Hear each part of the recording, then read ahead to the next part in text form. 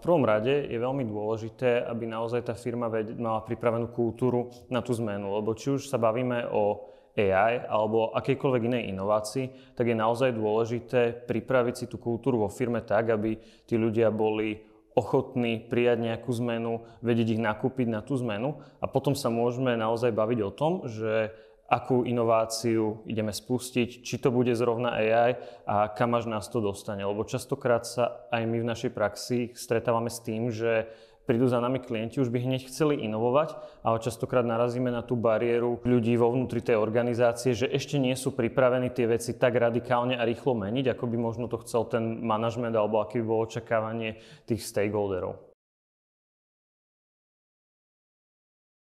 My sa riadíme aj tým, čo možno tak akože povedal Einstein, že radšej straviť väčšinu času na hľadaní toho správneho problému, ako potom páliť čas na vytváranie riešenia, ktoré bude nezmysluplné. Čiže pre nás je naozaj dôležité urobiť si dobre tú domácu úlohu a naozaj spoznať, aký je ten problém, aké máme možnosti na jeho vyriešenie a potom sa zaoberáme tým, že akým spôsobom ho vieme čo najlepšie vyriešiť. Ale bez toho, aby sme mali identifikovaný správny problém, ktorý bude mať ten najväčší pozitívny dopad, tak to nemá zmysel.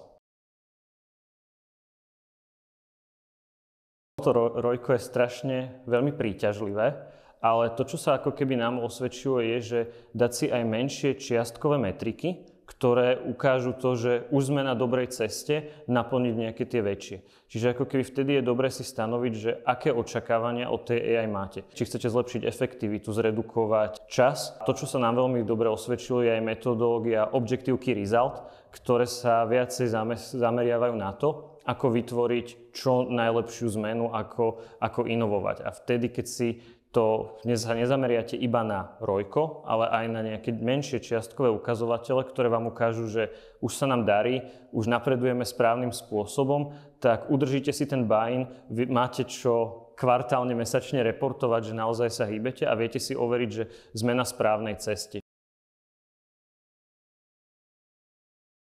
Najväčšia prekážka sme my ľudia. My sme tí, ktorí dávame tej AI zmysel. Bez nás, aby sme určili, na čo ju potrebujeme, tak ona sama o sebe pre nás význam nemá.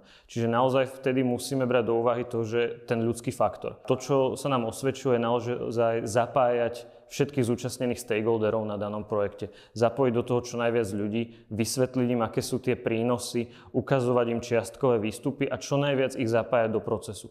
Lebo keď si oni tú aktivitu ako keby zoberú za svoju, potom o dosť ľahšie sa s nimi spolupracuje a sú viacej nakúpení na tú zmenu. Vždy to bolo a vždy to bude o ľuďoch.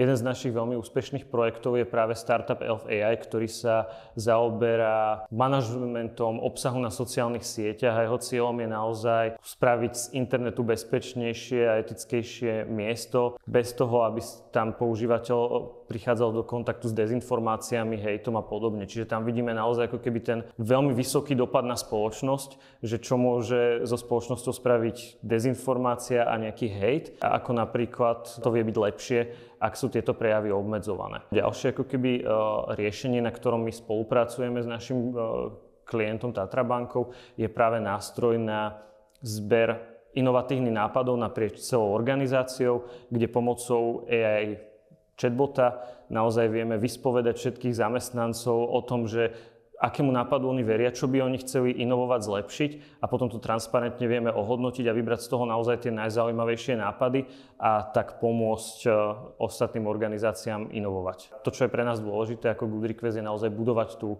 inovačnú kultúru a ten inovačný ekosystém spolu s našimi partnermi.